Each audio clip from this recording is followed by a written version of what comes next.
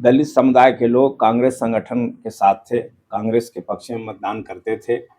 जो पिछले कुछ वर्षों में खास करके 90 दशक से जो लगातार देश में जातीय राजनीति का बोलबाला हुआ, उसके कारण कांग्रेस जैसी पार्टी जो जातीय विहीन समाज की स्थापना करना चाहती थी और अभी भी चाहती है, तो उसको नुकसान भले ही हुआ हो, लेकिन आज जो तबका कांग्रेस को छोड़ करके भारतीय जनता पार्टी के साथ चली गई। देखिए, दलित में भी कई सेक्शन हैं। मांझी जी मुसहर समाज को संगठित करने में लगे हुए हैं, उनको गुमराह करने में लगे हुए हैं कि वही उसका सही नेतृत्व कर सकते हैं। चिराग पासवान रामविलास जी के पुत्र होने के कारण वो एक सेक्शन पासवान में चाहते हैं प्रभावित करना, लेकिन मायावती का जो असर रविदास में हुआ था वो धीरे धीरे अब यूपी में ही कुछ भाग में रह गया है और बिहार के रविदास भाई एक बार फिर से जो पुराना घर था कांग्रेस में उसकी तरफ तेजी से लौट रहे हैं और उनको लग रहा है, पश्चाताप हो रहा है कि हमको कांग्रेस को नहीं छोड़ना चाहिए था। नमस्कार, आप देख रहे हैं 4 PM बिहार और मैं हूं अभिषेक मिश्रा। देखिए, कांग्रेस बिहार में बीजेपी को जोड़ का झटका धीरे से देने जा रही है। जोड़ का झटका धीरे से इसलिए क्योंकि कांग्रेस एक सीक्रेट प्लान पर काम कर रही है। हालांकि वो खबर हम आपको सुबह दिखा चुके हैं कि वो सीक्रेट प्लान क्या है और भारतीय जनता पार्टी को उससे बड़ा झटका लग सकता है। बीजेपी की चुनौतियां और बढ़ गई है जैसे ही ये जानकारी सामने आई है। कांग्रेस अपने कोर वोट बैंक को, जिस वोट बैंक के सहारे कांग्रेस ने कई दशक तक खुद को बिहार में स्थापित रखा, बिहार पर राज किया, उस वोट बैंक को साधने की कोशिश में है, साथ लाने की कोशिश में है। और कांग्रेस इसमें अगर आधी भी सफल हो गई, सवर्ण वोटरों की हम बात कर रहे हैं, तो फिर भारतीय जनता पार्टी के लिए बड़ा झटका होगा 2024 के लोकसभा चुनाव में, क्योंकि ये वोट बैंक, इस वोट बैंक पर अभी भारतीय जनता पार्टी की पकड़ है। हमारे साथ कांग्रेस के एमएलसी, कांग्रेस के कद्दावर नेता समीर कुमार सिंह हैं। सर, ये जानकारी कितनी सही है? बीजेपी को जोड़ का झटका देने की तैयारी में हैं आप लोग सवर्ण वोटरों के सहारे। देखिए, हमारा तो प्रयास है कि सवर्ण ही नहीं बल्कि जो हमारे दलित मतदाता थे, जो शुरू से ही जब से देश को आज़ादी मिली उस वक्त से दलित समुदाय के लोग कांग्रेस संगठन के साथ थे, कांग्रेस के पक्ष में मतदान करते थे।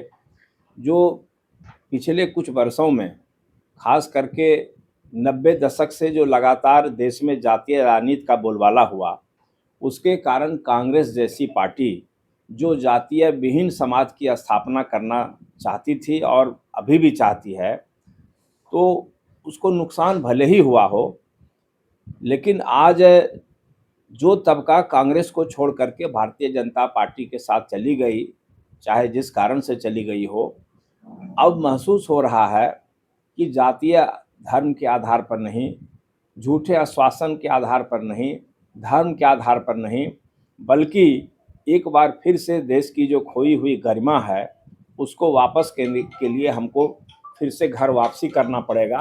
और इसीलिए कांग्रेस के तरफ लोगों का झुकाव जो है बहुत तेज़ी से बढ़ रहा है और बिहार में भी बढ़ रहा है। जो हमारा जनाधार था वो धीरे धीरे हमारी तरफ आशा भरी निगाह से देख रहा है और हम समझते हैं कि वो लोग धीरे धीरे हमारी तरफ लौटेंगे। आपने दलित वोटरों की बात की है, दलित मतदाताओं की बात की है, और उसको कैसे साथ लाएंगे? चिराग पासवान बीजेपी के साथ हैं, जीतन राम मांझी बीजेपी के साथ हैं। देखिए, दलित में भी कई सेक्शन हैं। मांझी जी मुसहर समाज को संगठित करने में लगे हुए हैं, उनको गुमराह करने में लगे हुए हैं कि वही उसका सही नेतृत्व कर सकते हैं। चिराग पासवान रामविलास जी के पुत्र होने के कारण वो एक सेक्शन पासवान में चाहते हैं प्रभावित करना, लेकिन मायावती का जो असर रविदास में हुआ था वो धीरे धीरे अब यूपी में ही कुछ भाग में रह गया है और बिहार के रविदास भाई एक बार फिर से जो पुराना घर था कांग्रेस में उसकी तरफ तेजी से लौट रहे हैं और उनको लग रहा है, पश्चाताप हो रहा है कि हमको कांग्रेस को नहीं छोड़ना चाहिए था, जातीय आधार पर हमको मायावती जी के साथ नहीं जाना चाहिए था।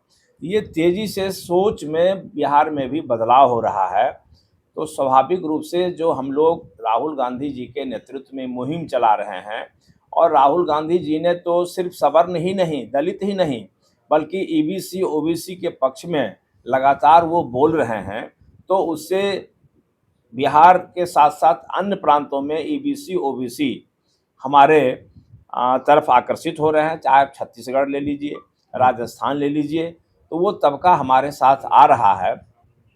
तो हम लोग सिर्फ बैकवर्ड फॉरवर्ड की राजनीति नहीं, बल्कि हम लोग तो इस प्रयास में हैं कि सभी जाति और धर्म के लोग संगठित होकर के राहुल गांधी जी के नेतृत्व में कांग्रेस की तरफ आएं और देश की गरिमा को फिर से स्थापित करें। एक आखिरी सवाल होगा, और सवाल यह है कि कल बड़े पैमाने पर बिहार के मुख्यमंत्री नीतीश कुमार नवनियुक्त शिक्षकों को नियुक्ति पत्र बांटने जा रहे हैं गांधी मैदान में। ये बड़ा कार्यक्रम है, कैसे देखते हैं? देखिए, मुख्यमंत्री जी ने तो एक तरह से भारतीय जनता पार्टी की जो केंद्र की सरकार है, मोदी जी प्रधानमंत्री को उन्होंने चुनौती दिया है। जी।